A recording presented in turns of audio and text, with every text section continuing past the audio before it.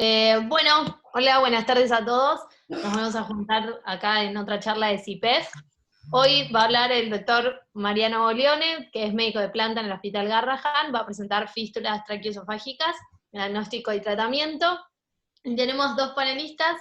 Está Horacio Viñón, que es médico de planta en el Hospital Gutiérrez y también forma parte del grupo de cirugía pediátrica.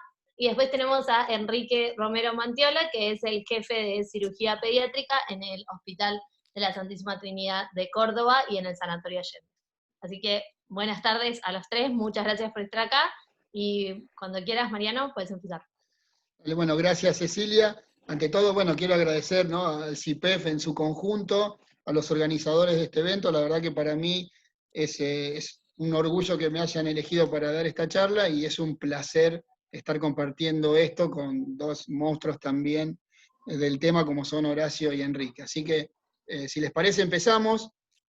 Como ustedes saben, las fístulas traqueosofágicas tienen dos orígenes, un origen congénito, que son las más frecuentes, y las otras son las fístulas adquiridas.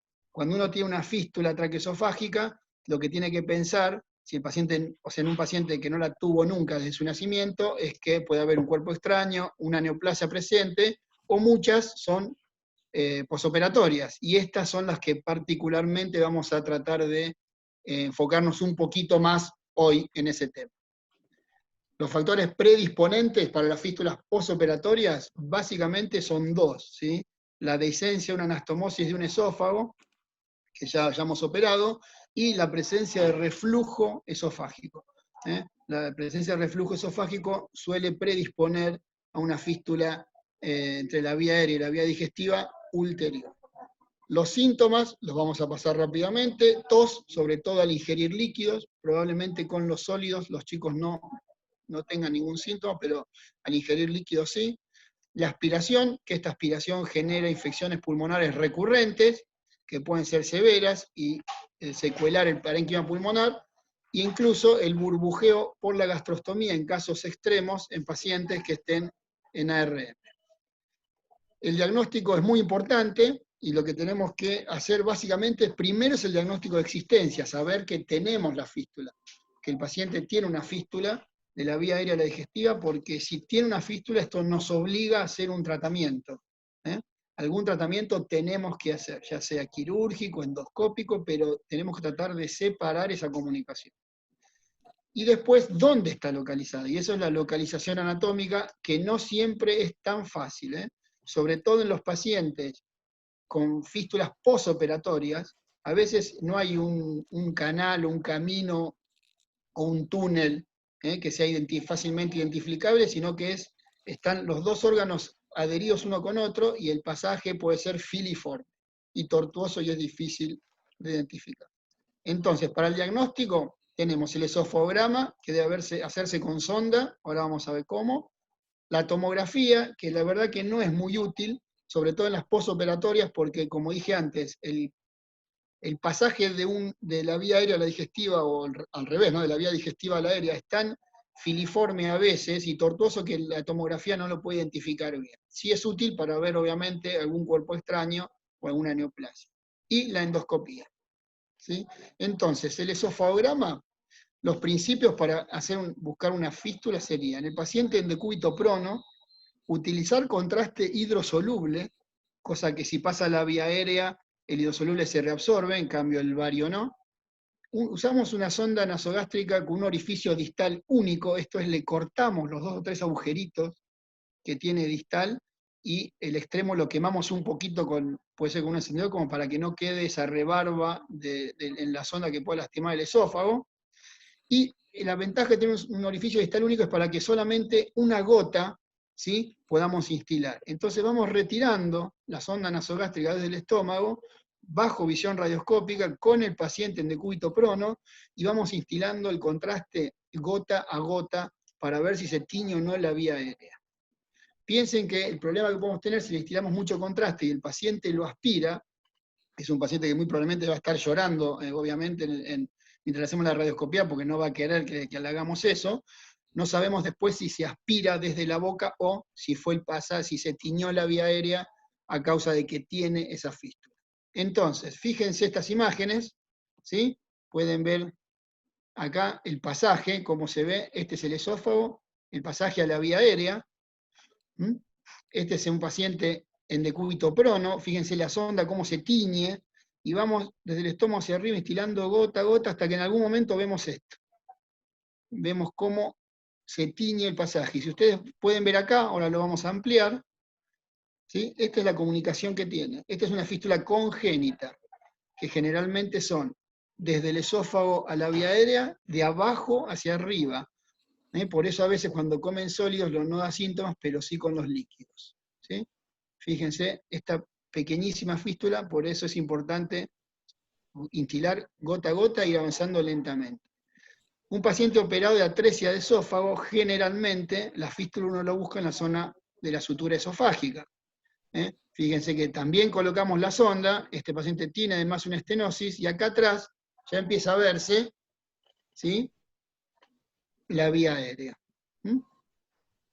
Es lo mismo que en estos dos pacientes, fíjense, una anastomosis severa, acá atrás se dibuja algo de la vía aérea, y en este lo mismo, este ya no tiene estenosis, pero fíjense cómo instilamos y se llenó la vía aérea de contraste.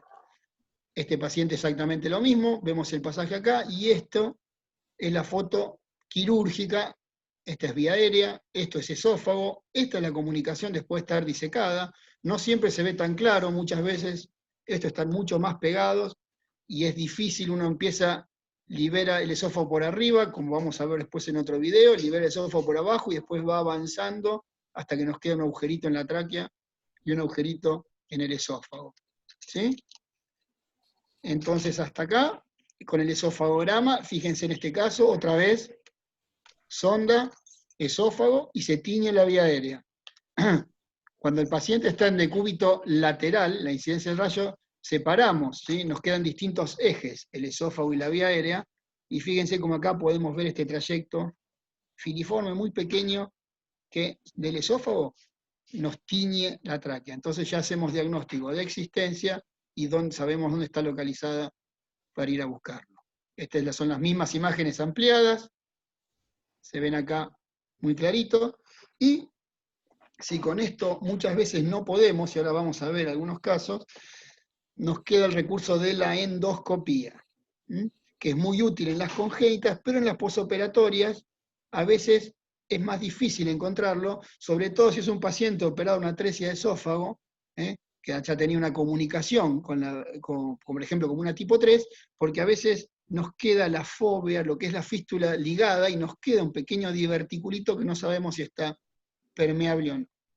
Fíjense esta imagen, bronquio derecho, bronquio izquierdo, un fistulón grandote, o por lo menos puede ser la fobia de la fístula ligada abajo. Acá vemos, ¿sí?, algunas burbujitas, esto ya nos tiene que hacer pensar que esto está permeable, esto es una vía aérea húmeda, entonces ya esto tenemos que pensar que hay algo que no está bien. Si ven acá no vemos una salida franca de aire o de líquido, o no vemos el pasaje, pero este paciente tranquilamente, y muchas veces pasa que tienen algún trastorno de glutorio asociado, y son pacientes que también se aspiran por arriba.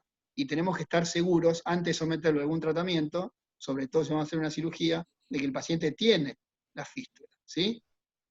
Lo mismo que este, es el mismo paciente. Ahora, ¿qué pasa en estos pacientes? ¿Cómo sabemos si esto, que es la fobia, está permeable? Realmente está permeable, y es el origen de la sintomatología del paciente. ¿Sí? Bueno, ¿cómo saber entonces si la fobia en una fístula traqueoesofágica está permeable? Y acá vamos haciendo la primera, si quieren, pregunta, ¿sí?, de la trivia. Tenemos 4 opciones, hiperventilamos al paciente, esto es darle más volumen aéreo para ver si podemos lograr que salga aire. Tratamos de introducir una guía de alambre por la fobia, instilamos líquido en la tráquea, o líquido o aire en el esófago.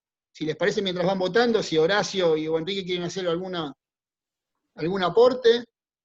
Repito que no hay ninguna pregunta que sea, una que esté bien, otras que estén mal. Esto es simplemente lo que harían. Sí, generalmente, Marianito, lo haces despierto al estudio, a la búsqueda de la fístula, lo haces despierto, ¿no? En el esofagograma sí. Sí. En estos casos, cuando la endoscopía, el paciente está Dormido, Ahí ya pero en aprovechás. ventilación espontánea, porque queremos que tratamos de tener todos los músculos funcionando. O sea que el primer paso sería, ante la sospecha por la clínica de una fístula o una refístula, llevarlo a rayo y hacer el Y ahí, estudio, como vos lo dijiste, en posición prona abajo y perfecto, hacerlo. exactamente.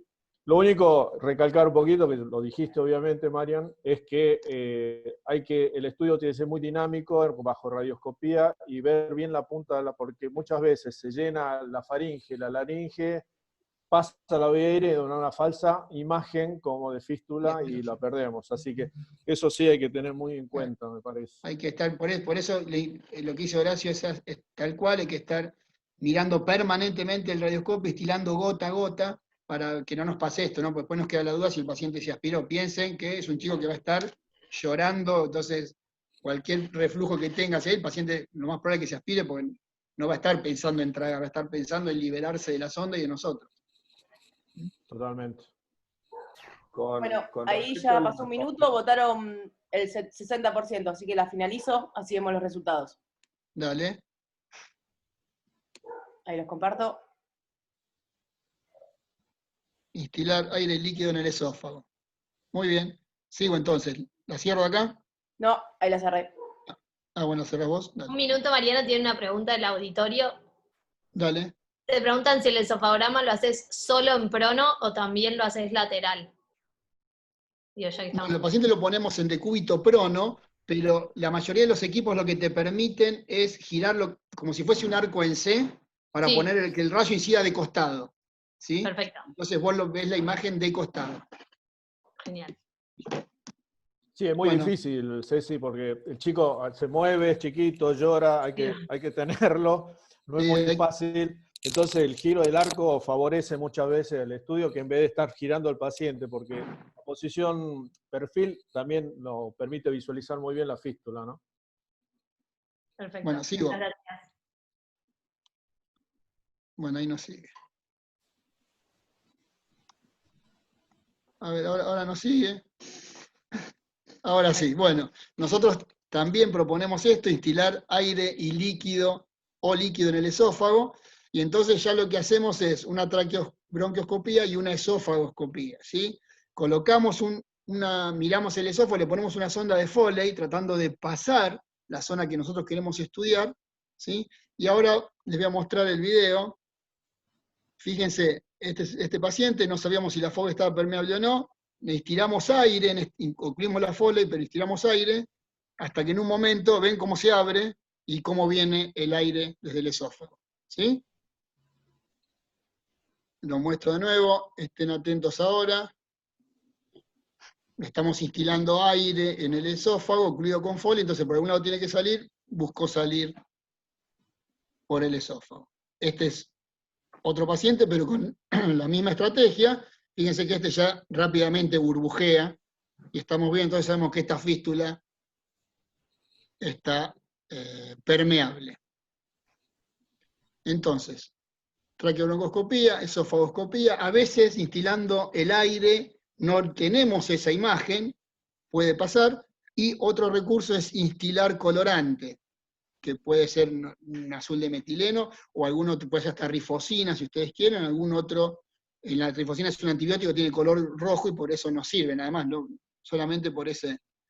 Y miren ahora, este es un paciente bastante raro, porque fíjense que está como lateralizado, ¿no? No viene en la pared posterior, esta es la membranosa, los anillos, y cuando instilamos el colorante, ¿sí? Ocurrimos con Foley, le metimos aire, no nos salió, hay que tener paciencia, quedarse con endoscopia ahí, obviamente esto lo hacemos con la gente de endoscopía, y vemos el colorante, hacemos diagnóstico, ya sabemos que este es un paciente que tenemos que hacer algún tipo de tratamiento. Ahora, ¿qué pasa si todo esto tampoco nos sirve? ¿Qué nos ha pasado? Y les voy a mostrar este paciente.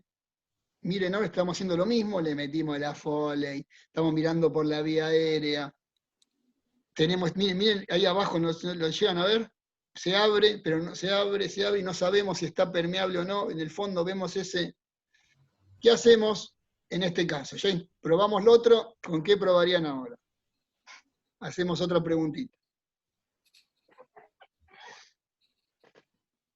¿Quieres ponerlo, Ceci? Sí, ahí ponemos la segunda pregunta. Sí, la idea es ir escalando en complejidad en los estudios, ¿no? No es que uno...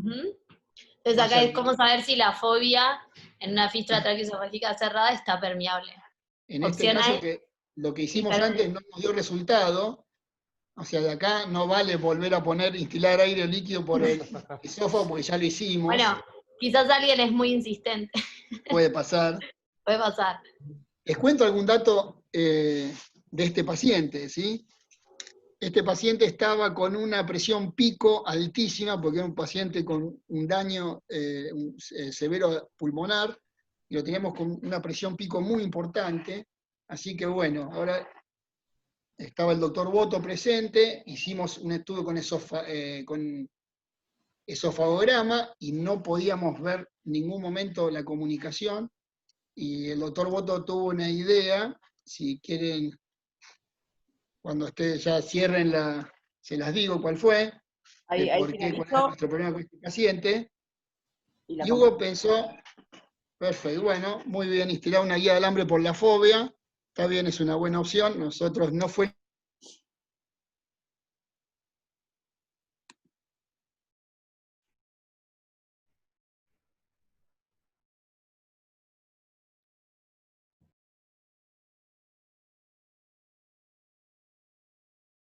pasa la vía aérea, porque tiene muchísima presión la vía aérea.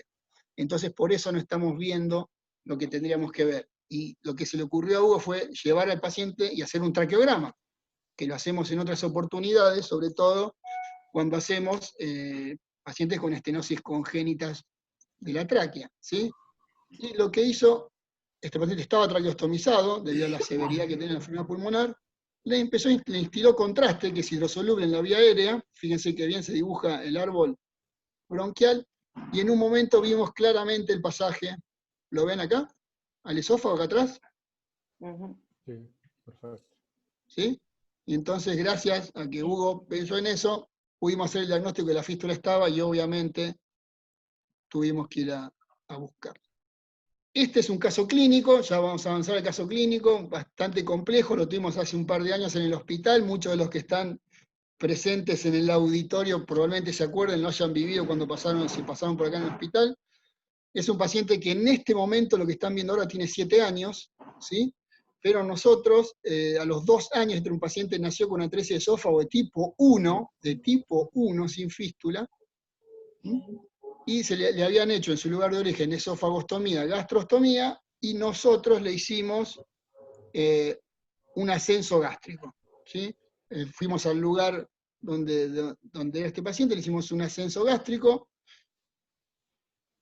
a los 2 años de edad. Y a los 7 años, después del seguimiento, nos vuelven a consultar el paciente, y fíjense el esofagograma que tiene. Vemos una pequeña espícula acá, acá, pero no vemos claramente el pasaje a la vía aérea, ¿sí?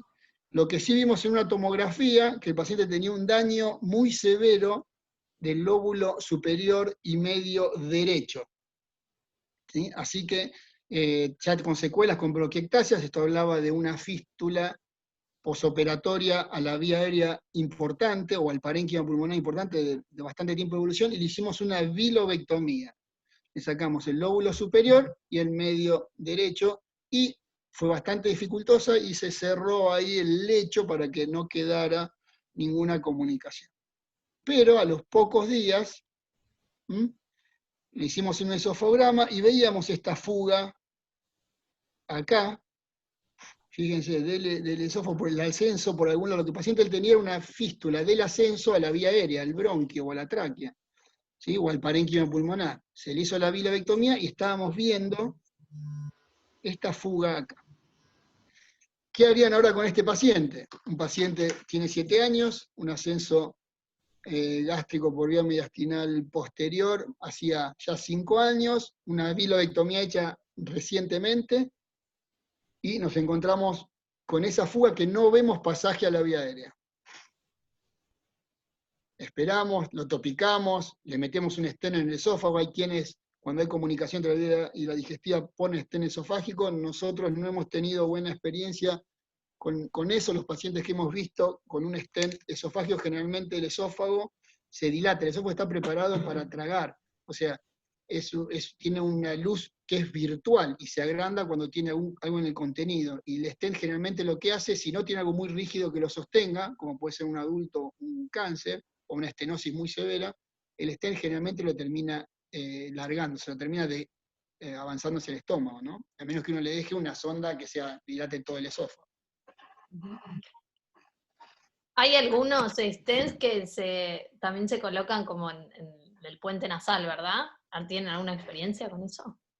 En el puente nasal, decís vos. Claro, o sea, se anclan ahí y es un stent esofágico. Ah, está bien, que los dejan anclados en el puente nasal. Sí, nosotros la verdad que no hemos intentado, incluso el doctor Freire en nuestro hospital en una época lo estudió mucho el tema de eso en conejos, no tuvo buenos resultados. Yo he visto algunos pacientes que se le han utilizado el stent solamente en el esófago y también fue muy dificultoso. Es más, cuando hay una comunicación muchas veces, al stent dilatar el esófago termina ampliando el orificio. En Córdoba han usado los stent, pero más que un stent es un dilatador. ¿Sí? El doctor Defagó y Quique lo han usado para estenosis cáusticas. Esta es otra cosa, ¿no? Para eso, pero por eso el stent sigue fijo porque está en todo el esófago, no es un segmento nada más. Claro. Bueno, acá, topicación esclerosante, conducta expectante, estuvieron casi mano a mano, apenas la topicación muy poca esclerosante un poquito por arriba. Del stent muy poca gente se dedica y algunos hablan de cirugía. Bueno, muy bien, seguimos. Le muestro lo que hicimos nosotros. Nosotros lo dejamos con conducta expectante.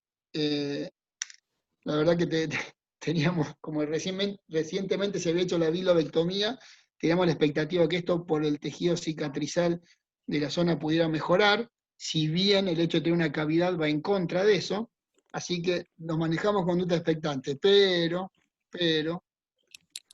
a los más o menos, esto fue un mes después, el paciente siguió con sintomatología, le repetimos el esofagograma, fíjense, y en un momento vemos que el esofagograma pasa a la vía aérea. No sé si lo logran ver acá. Tenemos el esofagograma, estamos viendo que pasa el esofagograma, este es estómago ascendido, les quiero decir, yo le digo esofagograma, pero en realidad este es el estómago ascendido, tiene una anastomosis a nivel cervical. Y el estómago pasa a la vía aérea.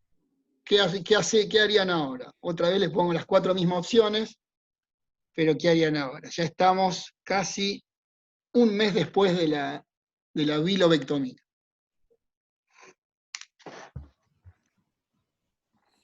Ahí ponemos las preguntas.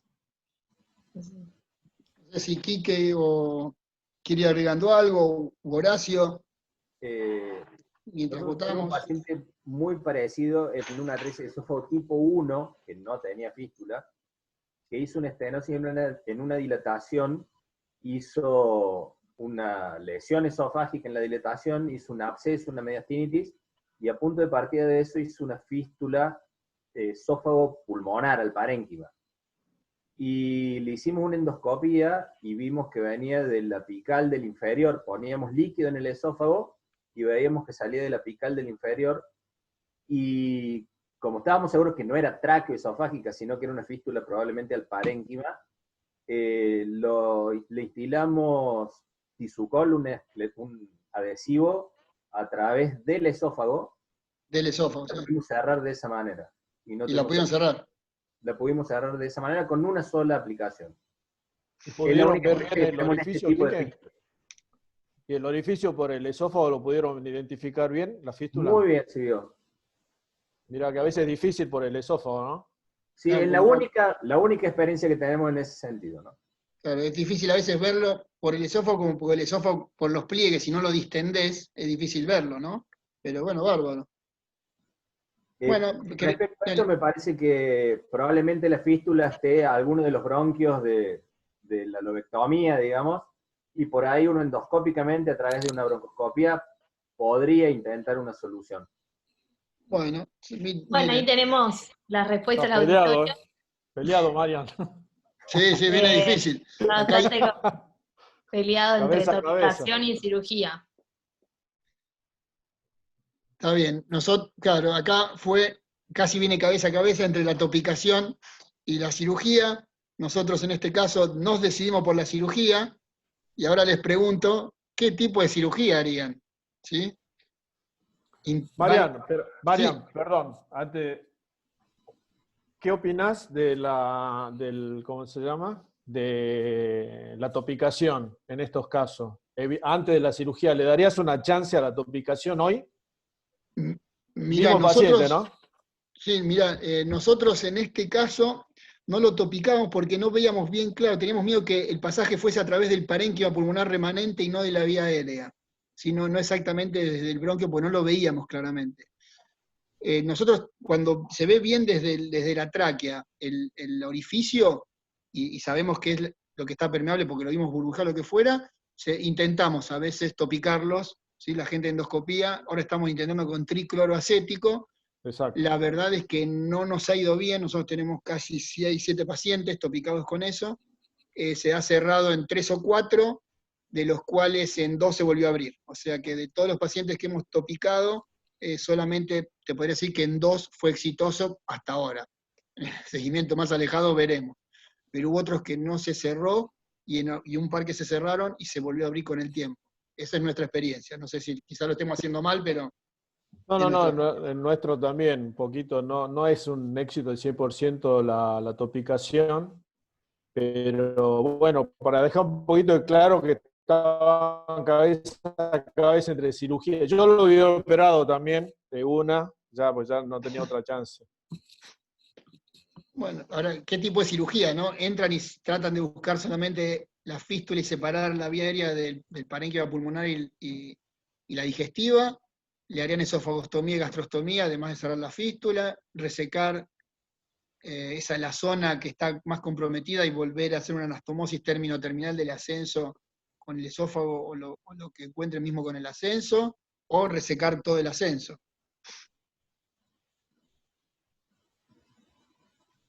Bueno, Ahora vamos a ver la finalizo ahí. votación. El 50%, ahí les comparto. Entrarían solamente a tratar de separar toda la vía digestiva ascendida de todo lo que es aéreo. Bueno, nosotros les cuento ahora lo que hicimos después.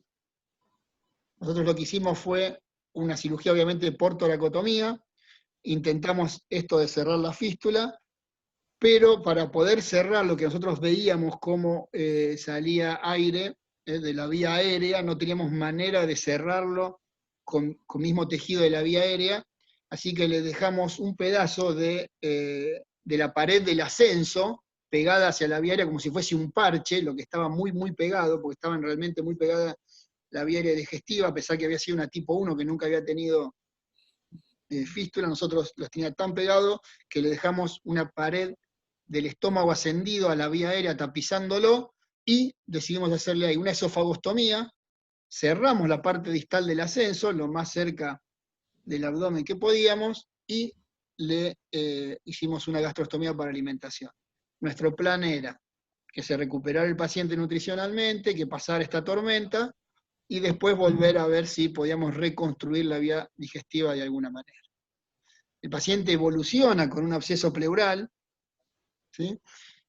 Y entonces nosotros pensábamos que tenía una fístula ahí del estómago ascendido, todavía el parénquima pulmonar, la vía aérea, no sabíamos eso, pero sí claramente tenía un absceso pleural. ¿Qué harían con eso? Esperan antibióticos y nada más, intentan otra vez topicar, esta vez tendría que ser o desde la vía aérea o desde la gastrostomía, un estén esofágico y la gastrostomía, lo vuelven a operar.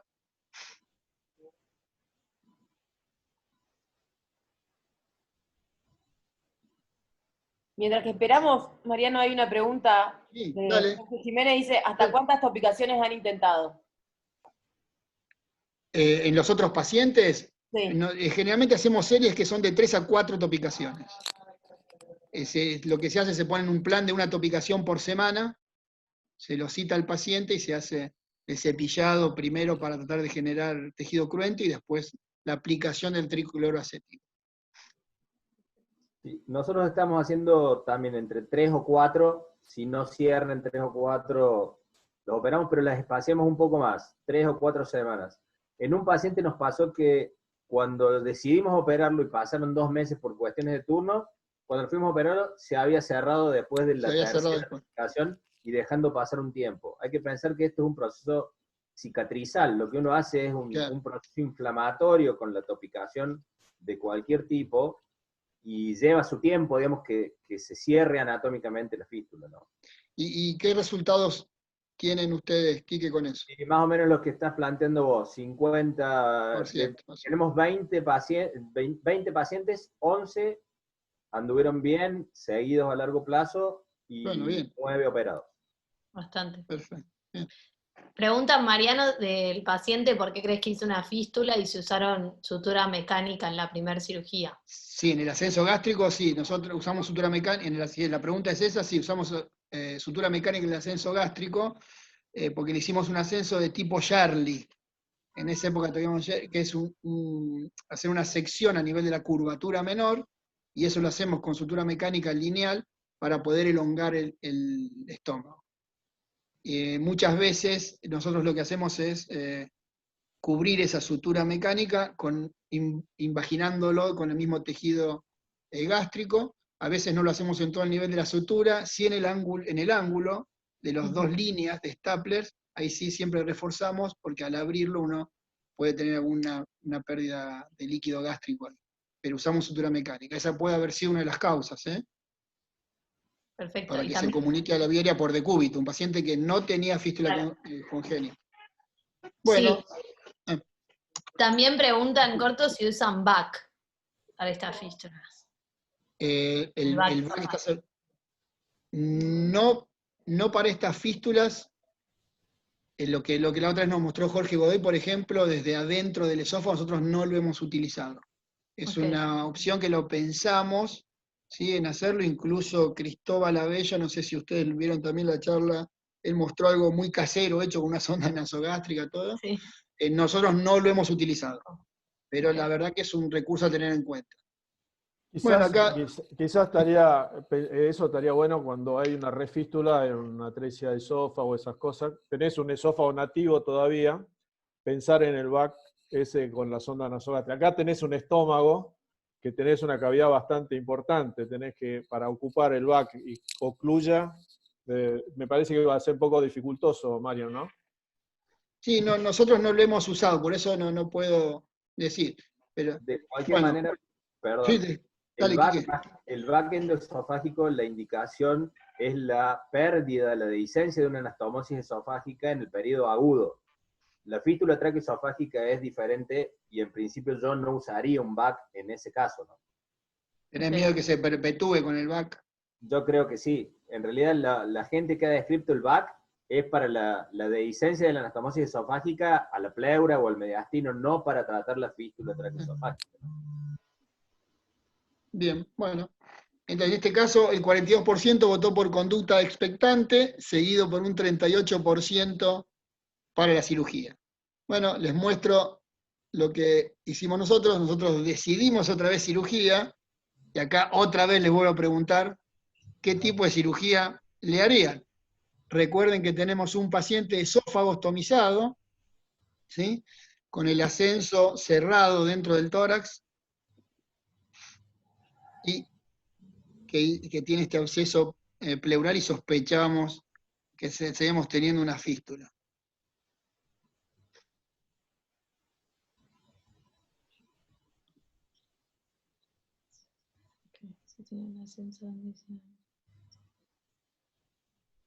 Preguntan, Mariano, mientras te voy preguntando, muchos preguntan a qué nivel le hicieron la gastrostomía, ya que como tenía un ascenso gástrico. Claro, generalmente cuando tenés un paciente con estómago ascendido, mismo en la cirugía de ascenso gástrico, la gastrostomía queda muy antral, queda muy en el antro, que son gastrostomías que después, cuando uno las quiere que cierren espontáneamente, cuestan más que cierren. Si nosotros hacemos Charlie esto. Ese fue un Charlie, sí. Que tenés estómago generalmente. Exactamente. Ahora, si cuando hacemos el ascenso el estómago no nos alcanza para llegar a la pared abdominal anterior, no quedó nada abdominal, le hacíamos una yeyunostomía tipo Witzel. Y ahora lo que estamos haciendo es directamente le dejamos una sonda transpilórica, ¿sí?, que la pasamos en la cirugía, obviamente, la pasamos al yeyuno y lo dejamos sin gastrostomía y sin Witzel. Porque teníamos mucho problema con los Witzel, se nos tapaban mucho, igual que la zona transpilórica, ¿no? Pero por lo menos no tenía hecho el Witzel. Bueno, entonces, en este caso, a ver, ¿qué eligieron? 27% va por tratar de separar la vía aérea digestiva como de lugar. Cierre de fístula y esofagostomía, gastrostomía ya lo habíamos hecho, ya lo teníamos hecho, nos quedaría más que cerrar la fístula. 35% habla de resecar el ascenso y un 27% dice resecar esa zona y anastomosarlo término terminal. Bueno, les cuento lo que hicimos nosotros. Este era un paciente que nos costaba bastante nutrirlo, piensen todo lo que estuvo sufriendo. Esto estamos hablando en el transcurso de 3 a 4 meses, que pasó todo esto que está pasando. No parábamos, era una complicación tras otra. Nosotros lo que decidimos en esta cirugía es ir otra vez al tórax, evaluar toda la vía aérea, tratar de cerrar todo lo que burbujeara de parénquima pulmonar, tráquea, bronquio, y resecar el ascenso. O sea, separamos el ascenso del parénquima pulmonar del lóbulo inferior, cerramos todo lo que va burbujeando, y hicimos una resección del ascenso. Dijimos, bueno, perdemos ese estómago, perdemos el ascenso, el día de mañana vemos con qué lo reemplazamos, si puede ser con estómago o con colon. Y lo cerramos el ascenso bien cerca del diafragma, del lado torácico, y le hicimos, miren el susto que teníamos, que le pusimos 3 planos. Le hicimos sutura mecánica, de TA30, otra guardia griega arriba brincando en la sutura mecánica, y encima de esto le pusimos un surjet. No se va a abrir nunca, Marian. No te creas, Horacio. No te creas, Horacio. ¡No! Miren esto. No, Marian, por favor. Esta cirugía fue el 9 de noviembre, y fíjense, paciente, por el drenaje pleural empezaba a venir un líquido que nos parecía gástrico, todavía teníamos el drenaje pleural, fíjense que ya no tiene el parénquima pulmonar, es esto solo acá abajo. Le instilamos contraste por la gastrostomía y vimos esta pérdida a la pleura. O sea que teníamos una fuga de contraste del estómago a la pleura, ese pedacito, a pesar que le pusimos las 3 líneas de sutura, todo. Bueno, ¿qué harían ahora con este paciente? Esperamos que se cierre solo, dejamos el drenaje pleural, lo topicamos desde el estómago, buscamos otra vez por la vía aérea, metemos un stent desde el estómago para cerrar eso, vamos otra vez a quirófano. Terrible. Todo esto les vuelvo a repetir, ¿eh? La bilobectomía se hizo en agosto y estamos ahora en noviembre, fines de noviembre, todo el mismo año. 5 años después de un ascenso. Me suicido. ¿Eh? Claramente tiene una fuga del estómago. Me suicidio, puso alguien. Sí, está bien, una quinta opción, hay que poner otras. Preguntan por qué prefieren ascenso con un ascenso gástrico y no colon de una. Sí, nosotros hacemos los ascensos, en una época hacíamos todo con la técnica de Charlie, preferimos el estómago por 2 razones. La primera, que el estómago es muy noble, es un órgano que por más que uno le saque algunos vasos cortos y hasta incluso la coronaria estomáquica, suele subir con muy buena irrigación. Nunca tuvimos una necrosis de estómago. Sí hemos tenido problemas a nivel de la anastomosis cervical, porque obviamente la irrigación a ese extremo no es tan buena. Y hemos tenido dehiscencia entre un 35 y un 50% de los casos que tienen dehiscencia. Y el otro motivo es que si uno fracasa con el estómago, puede volver a usar el estómago, si es que quedó bastante estómago remanente, y si no, ahí sí utiliza el colon, ¿sí? Además que el colon técnicamente es más dificultoso, porque vos en el ascenso gástrico vos tenés una sola anastomosis, que es a nivel cervical generalmente. En cambio, cuando haces un ascenso con colon, vos estás haciendo una anastomosis término-terminal del colon remanente, una anastomosis del colon al estómago y una anastomosis del colon al esófago. Por eso también por eso elegimos el estómago nosotros. Al principio lo hacíamos retroesternal, como había dicho Charlie, después vimos que la vía mediastinal posterior es mejor porque es más directa, no hace esos codos de llevar el esófago hacia adelante y después otra vez hacia atrás al estómago. Y ahora últimamente lo que vimos es que las anastomosis con la técnica de Charlie se hacían al borde esofágico inferior, ese remanente esófago que quedaba. Nosotros lo empezamos a hacer al estómago, la doctora Takeda fue una de las primeras que preconizó eso de hacerlo directamente al estómago, y ya no estamos haciendo tanto Charlie, sino que estamos ascendiendo el estómago casi completo y hacemos una anastomosis al fundus, que suele dar más. Y con eso vemos menos cantidad de disencia. Sí, ese es un buen detalle, Marian, porque siempre la tentación es que se te queda un esófago corto de hacer la anastomosis esófago a nivel.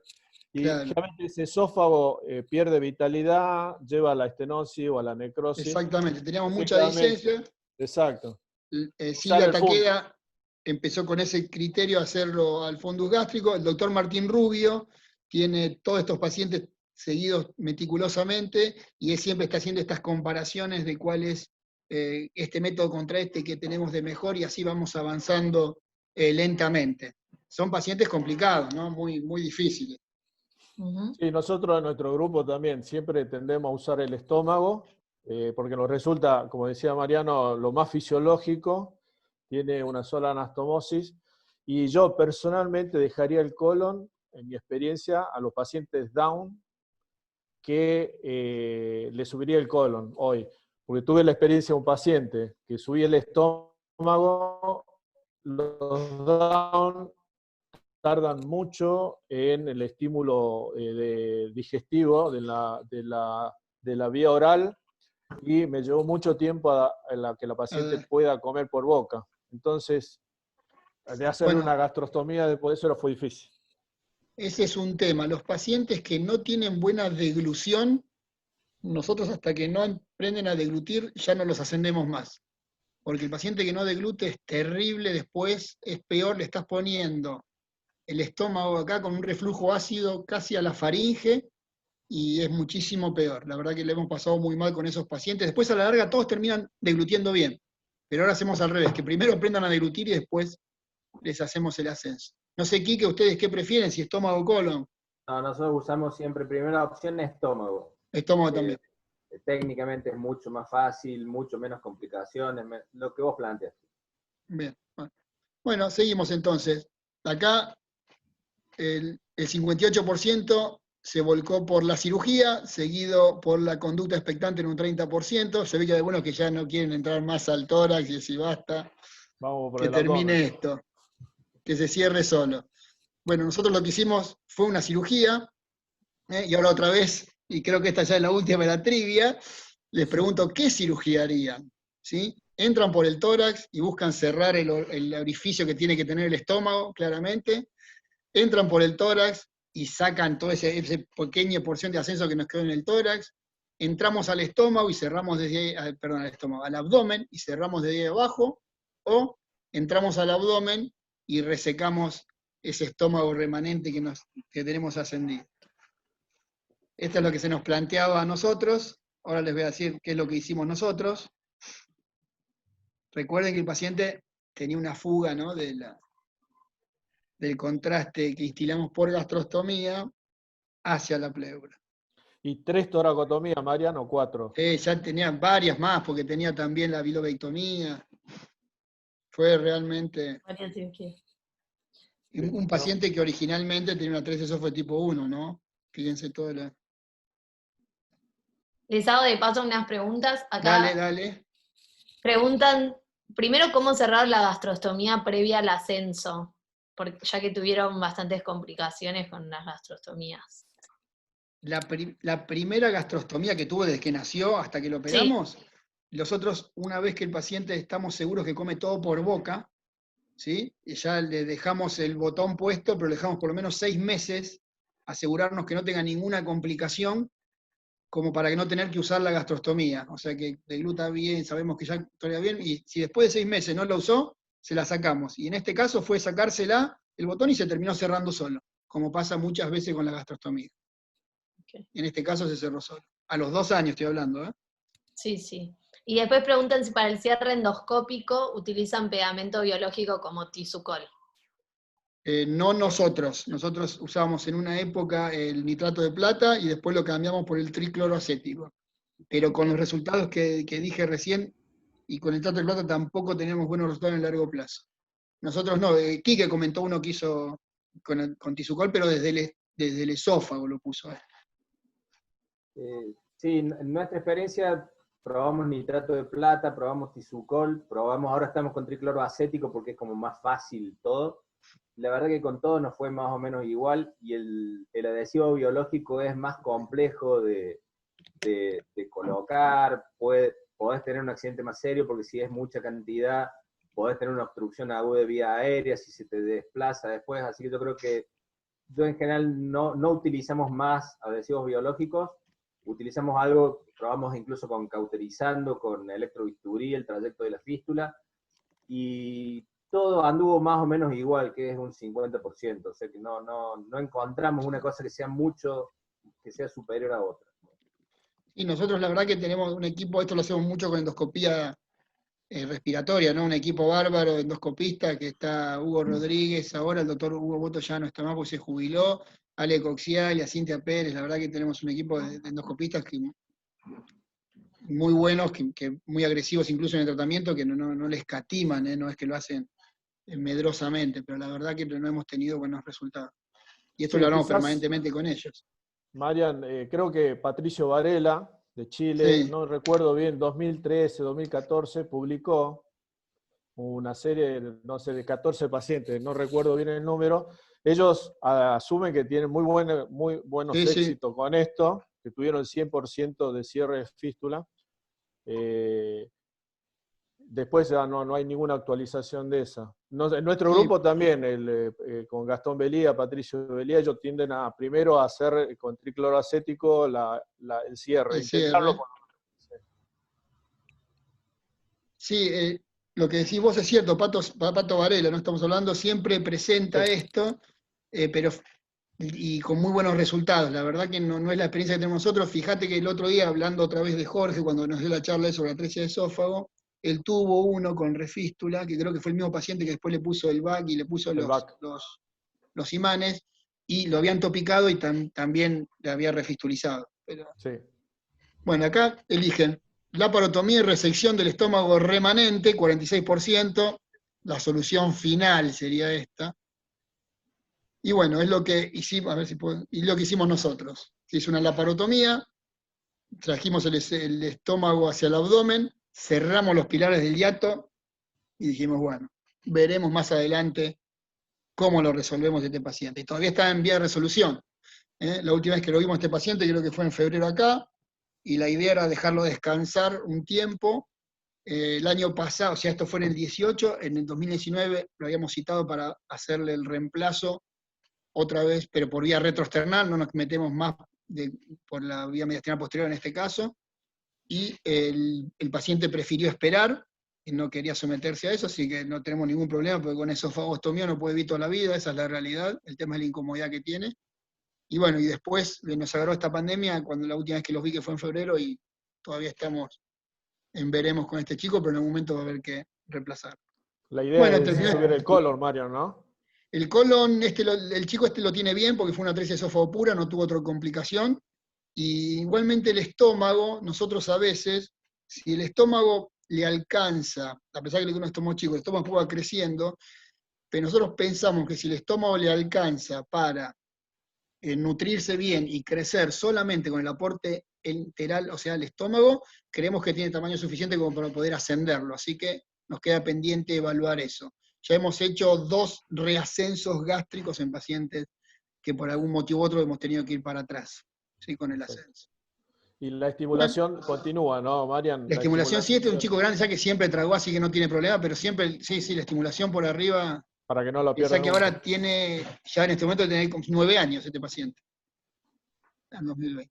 Bueno, para ir terminando con los estudios, fíjense, este paciente también tenía su esófago completo, pero nosotros por el esofagograma no podíamos ver el pasaje de la arteria, así que hicimos al revés, le metimos contraste en la tráquea, el paciente tenía una fístula esófago pleurotraqueal, o si ustedes quieren, en este caso, como le metimos con la tráquea, de la tráquea se llenaba una cavidad y después de ahí pasaba al esófago.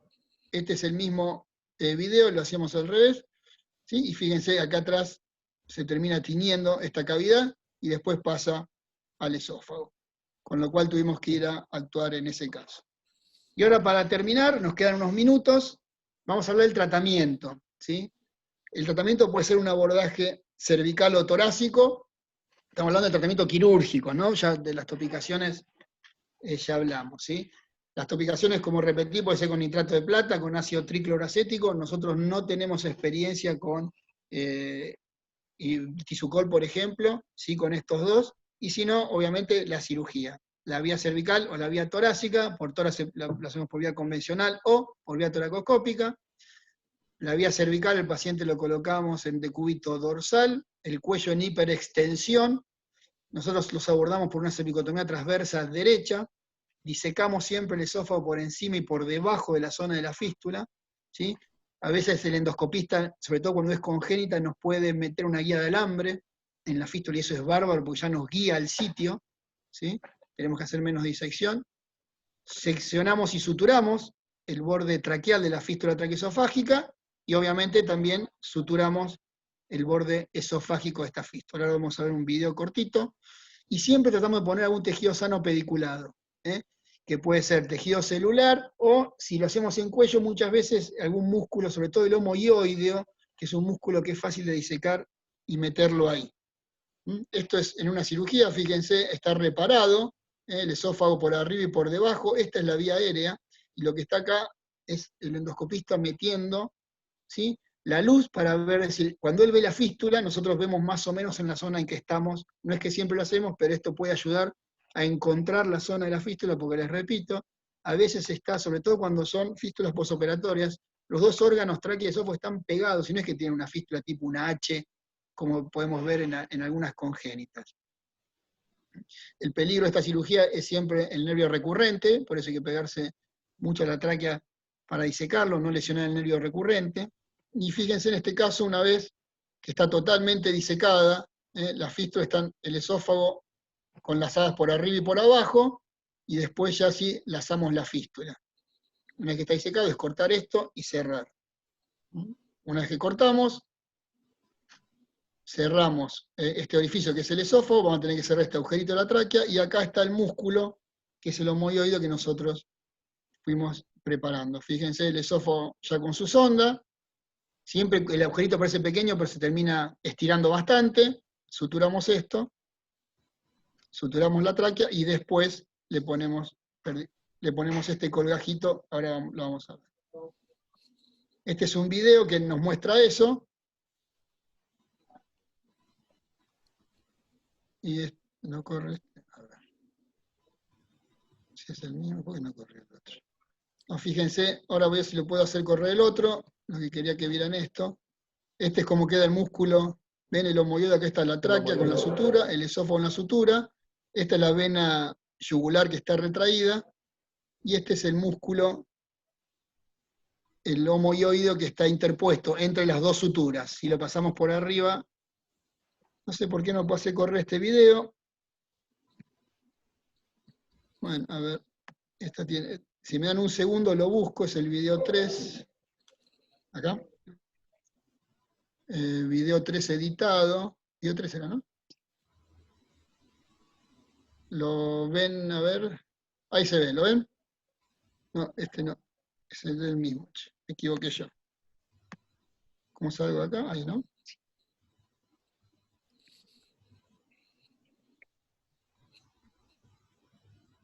¿Por qué no me lo mostré? Bueno. No, entonces sí. Bueno, sí, si ponemos presentación, seguimos. Entonces, qué lástima, porque se veía bien ese video, che.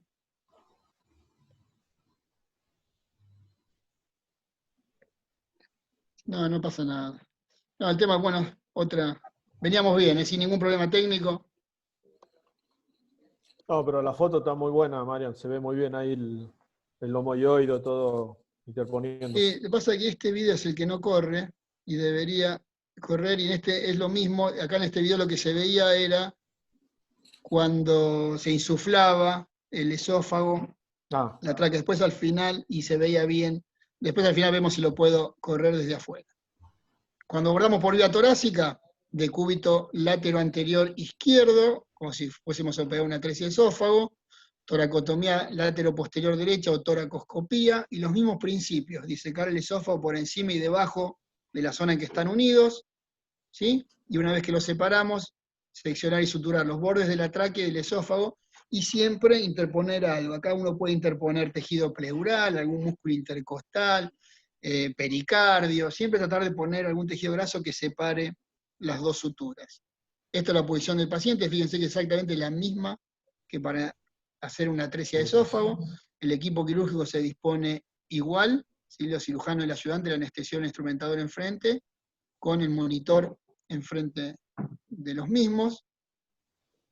Y este es un video de una refístula traqueosofágica operada por vía toracoscópica. Habíamos operado por vía toracoscópica la primera vez, tuvimos una refístula, y entonces le hicimos la segunda cirugía también por toracoscopía. Fíjense que algunas adherencias hay, a pesar que hicimos por toracoscopía, estas adherencias las fuimos liberando, no eran muchas, las fuimos liberando con tranquilidad. Allá se empieza a ver, no sé si lo vieron ahí, ¿ven? Cómo sopla el esófago, cómo se insufla. Ese es el esófago, lo empezamos a disecar. Pero está quedando el esófago acá arriba, la vía aérea acá abajo, fíjense cómo se insuflaba, y lo que hacemos con esto es meter un nylon para poder colgar el esófago, para poder disecarlo mejor. Sigo. Es una manera de tener una mano más. Esto enlaza el esófago por debajo de la fístula, lo volvemos a sacar por afuera y lo tenemos traccionado. Empezamos a seccionar la zona que está unida, y fíjense, ahora van a ver en un momento cómo burbujea la vía aérea. Lo que está burbujeando ahí es la tráquea, es la pared posterior de la tráquea, ¿sí? Y fíjense la sonda que se ve muy bien ahí. Se ve el agujerito acá, lo ven clarito, miren cómo se abre. Lo vieron ahí como cerramos la tráquea, como haríamos abierto, otra vez con puntos de material irresorbible. Pueden ser también con puntos de PS, no habría problema con eso. Y después cerramos el esófago, dejamos siempre la sonda trans. Acá la óptica se nos manchó un poquito. Lo cerramos de manera transversal, para tratar de darle más luz. Sacamos el hilo que lo teníamos dilazada, y dejamos el drenaje pleural. Esto es una refístula por vía toracoscópica. Cuando lo hacemos abierto, hacemos exactamente lo mismo. Enlazamos el esófago por arriba, por abajo de la fístula. Ven cómo queda una vez que lo separamos. Fíjense la tráquea, cómo está abierto acá. Y después suturamos el esófago, suturamos la tráquea, suturamos el esófago, y listo. Entonces lo mismo. Para resumir, para ir terminando, estos pasos son importantes para cualquier fístula posoperatoria. Disección del esófago encima y abajo de la fístula, y nos vamos acercando hacia la zona de riesgo, como decía un viejo cirujano, amigo mío, desde el asfalto al macadam. O sea, el macadam es el barro, o sea, vamos de la parte sana hacia la parte más compleja. Seccionamos y suturamos la tráquea, lo mismo hacemos con el esófago, y siempre es conveniente interponer algún tejido sano pediculado para que cicatricen mejor, para tratar de separar las estructuras. Con respecto a la prevención, y esto ya lo último que les digo, lo que se está hablando ahora es de cuando uno opera una atresia de esófago, es tratar de prevenir la fístula mediante una traqueopexia posterior. ¿Sí? La otra vez, en la charla que dieron ustedes, esto lo mostraron, y hacer una traqueopexia posterior, o sea, es pexiar la cara posterior de la tráquea a la cara anterior de la columna, y esto separa los ejes entre el esófago, ¿sí?, y la tráquea, como para que no estén en comunicación. Nosotros todavía no lo hemos hecho.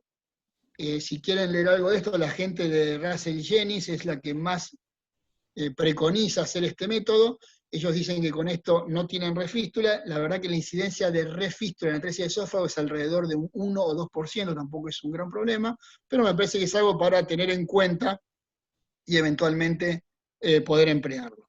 Así que, bueno, les agradezco la atención. Creo que estamos bien con el tiempo. Mientras hacemos las preguntas, si les parece, trato de buscar el video ese, a ver si lo podemos ver. Dale.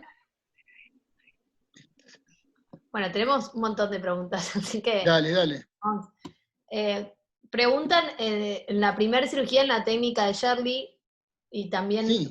algunos otros preguntaron si le asocian alguna válvula antirreflujo o si cuando hacen un ascenso gástrico, ya sea de Shirley o otra técnica, agregan algún tipo de válvula antirreflujo. No, mira, nosotros no... Shirley originalmente, la técnica de Shirley, bueno, voy a abrir otro, a ver si es... Este puede ser el crudo, ¿eh? No, nosotros no le hacemos una válvula antirreflujo, nada. Shirley originalmente la describió así, haciendo una válvula antirreflujo. En realidad no hacía un Nissen, sino que hacía algo parcial. Nosotros no lo hacemos eso, nos parece que en el tórax estas válvulas antirreflujo no tienen la misma función, ¿sí? A menos que uno le haga un Nissen bastante apretado, porque el juego de presiones es totalmente distinto al abdomen, así que nosotros la verdad que no lo hacemos más, y tampoco hacemos piloroplastia como lo describió Shirley. Ok.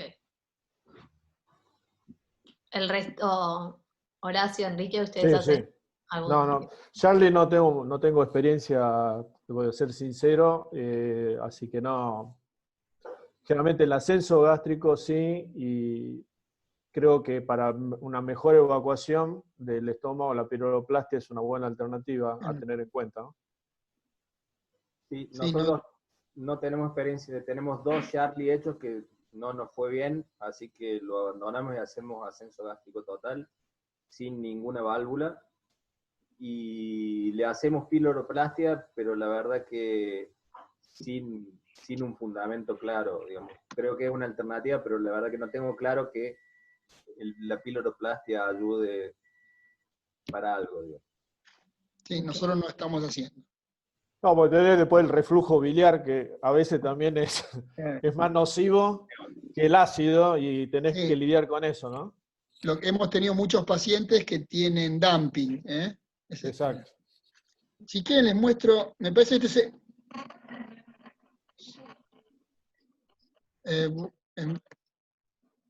las voces, voy a callar las voces de lo que están ahí. Fíjense cómo se ve, ven el esófago lazado, acá lo pudimos abrir, ¿lo ven? Fíjense cómo sincrónicamente casi con la vía aérea, cómo se insufla. Y esto es lo mismo, lazada arriba, lazada abajo, lazada entre las fístulas, separamos. Cómo se ve la guía de alambre, cómo pasa de un lado a otro, la sutura traqueal, les muestro otra vez la guía de alambre, cómo pasa de un lugar a otro, de la vía aérea a la digestiva, nos guía perfecto.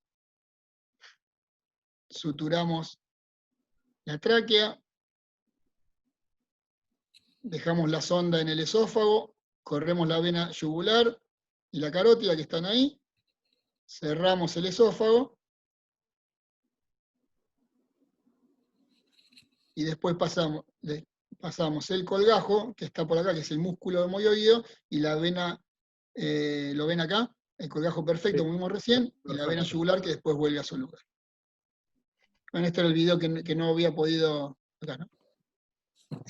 Que no había podido ver antes. Pero dale, sigamos con las preguntas, ¿les parece? Bien, preguntan qué piensan del reflujo ácido en el estómago ascendido. O sea, cuando uno asciende el estómago. Mira, es terrible. Por eso es que los chicos que no degluten bien, nosotros ya no les hacemos ascenso. Y lo hablamos claramente con los padres. No tiene sentido ascenderlo si el paciente no deglute bien. Porque una persona con una esofagostomía, una gastrostomía puede vivir 100 años. Con un reflujo ácido a nivel de la faringe, si encima no lo vuelve a tragar, se va a terminar aspirando y va a ser enfermedad pulmonar. Ya de por sí, si no deglute bien, la saliva se la va a aspirar igual, aunque tenga esofagostomía. Y nosotros a todos los pacientes salen con inhibidores de la bomba, y quedan con inhibidores de la bomba durante años, ¿sí? Es más, lo que vos decís del reflujo es tan importante que nosotros en el seguimiento a largo plazo hemos tenido pacientes que han fallecido en su casa, ¿sí?, por una hemorragia cataclísmica secundaria a una gastritis erosiva o el remanente esofágico que sale. Por eso todos los pacientes quedan con inhibidores de la bomba de protones durante años. Omeprazol, lansoprazol, hay otra que es el esoprazol. Perfecto. Preguntan si en el cierre del ascenso gástrico en el paciente que comentaste, al resecar el ascenso, el cierre fue infradiafragmático. La primera cirugía que pusimos resecamos casi todo el estómago y nos quedó una parte muy cerca del diafragma, que fue que le pusimos esa triple capa de sutura, que obviamente que no fue útil. Y la segunda vez ya lo trajimos hacia el abdomen, el estómago, y se cerró ahí el estómago otra vez y cerramos los pilares. Y chao, esa fue la definitiva. Perfecto. Me preguntan, para todos los panelistas, ¿qué experiencia tienen con la matriz extracelular en el tratamiento de fístulas crónicas esofágicas? Horacio, Enrique. Ninguna. Yo usé una sola vez y se estenosó, me costó dilatarlo porque crea como una especie de cartílago alrededor, que me fue muy difícil, así que a partir de entonces no uso más nada. O se interpone pleura, o interponer músculo, o nada. Sí, nosotros no hemos usado para esto, ¿no? Ok. Personalmente creo que un tejido autólogo es lo mejor que uno puede usar, porque cualquier otra cosa que por ahí es más sencillo técnicamente, creo que trae más problemas que beneficios. Bien. Les preguntan cómo se confecciona, o sea, cómo confeccionan ustedes el injerto pediculado para interponer entre tráquea y esófago para la fístula. Por ejemplo, en el cuello, el músculo homoioideo tiene las dos inserciones que van del ioides básicamente, es la zona que te queda más cerca. Eso lo disecás, y lo disecás casi, el homoioideo viene casi hasta la inserción de la clavícula con el acromion, viene afuera, y de ahí lo vas llevando, dejás uno de los extremos, obviamente, el más externo, que mantenga la irrigación, y le cortás solamente la inserción que llega casi al ioides, ¿sí? Y ahí eso es lo que después bajás y suturás entre la tráquea y el esófago. Como se vio en el video, ¿vieron en el video que se veía como un musculito así? Ese es el homoioide. No hay que disecarlo mucho, solamente no romper las fibras por la mitad, hay que irse bien cerca del ioides. Hay que seccionarlo ahí. Y en el tórax, hemos usado a veces pleura, o si no, en algún caso también, los músculos intercostales, los bajamos bien con toda la arteria y la vena intercostal, bien grueso, y lo resecamos de la parte más separada, digamos, más alejada de la columna, para poder volcarlo y tratar de tapar lo mismo, las suturas. A veces cuando es un tórax que ha tenido muchas entradas es muy difícil hacer eso porque ya los músculos también están retraídos, cicatrizal, se nos va cortando, no es tan fácil. Bien, muchos preguntan cómo hacen ustedes para tomar la decisión de abordar por el cuello o por el tórax y que sea tracoscópico o abierto. Sí, mira, nosotros, si la fístula está a nivel cervical, que esos generalmente son las congénitas, las abordamos por el cuello, que es una cirugía menos compleja. Tenés riesgo en las fístulas cervicales de lesionar el recurrente. Recuerdan que el recurrente derecho recurre precisamente por abajo de la subclavia, ¿sí? Y el izquierdo por abajo de la aorta.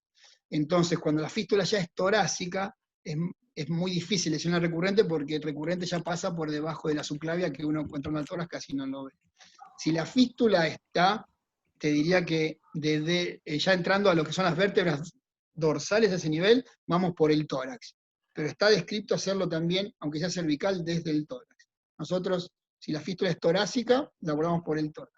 Ahora, la discusión entre toracoscópica y abierta, si el paciente no tiene cirugías previas abiertas, o sea, toracotomías, pues lo más probable es que le hagamos toracoscópica. Como mostré el caso de recién, que fue una atresia esófago toracoscópica, refistulizó y la cerramos toracoscópica. Sí, nosotros también, digamos, el estudio que nos indique dónde está la fístula. Si está bien cervical, vamos por cuello, como dice Marianito, y si es baja en tórax, directamente por tórax, y intentamos siempre toracoscópica de entrada. Ahí está. Y básicamente, a partir de 3, sí o sí tenés que entrar por el tórax, digamos, Sí. a la altura de 3. Y nosotros no tenemos experiencia en toracoscópica, y si tiene una toracotomía creo que es una cirugía muy difícil, la disección de la tráquea y el esófago. Creo que hay que tener mucha habilidad y mucha experiencia para abordarlo toracoscópica. Nosotros si tiene toracotomía previa, vamos a toracotomía. Perfecto. Y preguntan qué opinan de solo ligar o clipar la fístula, pero no seccionarla. Bueno, mirá, cuando uno no puede hacer una anastomosis, me río porque ahora les voy a contar el caso que tuvimos nosotros, cuando uno no puede ligar, no puede hacer la anastomosis, una opción es, en vez de descolgar la fístula en el tipo 3, dejarla clipada o cerrada. Cuando nosotros clipamos con clip de titanio, hace ya muchísimos años, estamos en un quirófano teniendo un paciente así, y el paciente, haciendo una tracoscopía, le pusimos los 2 clips, y antes de cortar, un médico de servicio que ya se jubiló, nos dio esa idea, ¿por qué no la dejan colgada si después va a haber que venir a buscar? La dejamos colgada así, y el paciente refistulizó. Es una refístula con los clips puestos entre el esófago distal y la tráquea. Así que tuvimos que hacer otra toracoscopía, descolgárselo, y ese paciente terminamos haciendo una elongación del cabo superior y terminó en un kimura. Así que por eso nuestra experiencia en un solo caso no nos resultó. Nosotros no tenemos experiencia clipando y dejando, pero de cualquier manera en una refístula es muy difícil poder disecarla tan claramente como para poder cliparla, digamos. Y me parece que es mucho más seguro separarla. Y un tip que creo que más allá de interponer tejido, no dejar las suturas superpuestas es muy importante. Nosotros siempre, una vez que cerramos el esófago, de alguna manera lo fijamos a la columna, rotándolo aunque sea 90 grados, para tratar de que no nos queden las 2 suturas superpuestas. Perfecto. Bien, preguntan también si al cargar el esófago, cuando están disecando, no aumentan el riesgo de lesionar el recurrente. Sí, totalmente. En la fístula cervical, sí, por supuesto. Sí, sí. Por eso el tema es que si no cargas el esófago, de alguna manera tenés que separar la zona de la fístula. Si vas directo a la zona de la fístula, ahí vas a tener más problemas, más riesgo de lastimar mucha tráquea y más los recus. En cambio, cuando vos te alejaste de la zona, separaste el esófago y te los traccionás hacia atrás, haciendo una contratracción, te va a quedar la tráquea acá y el esófago haciendo esto así, que vos lo estás traccionando hacia abajo y se te ve mejor la zona de la fístula. Me parece que disminuís el riesgo, pero el riesgo de lesiones recurrentes lo tenés obviamente, ¿sí? Perfecto. A Horacio le preguntan si en el ascenso gástrico, ¿dónde realizan la anastomosis proximal? Siempre cervical, sí. Siempre la sutura tiene que estar fuera del tórax, a nuestro criterio.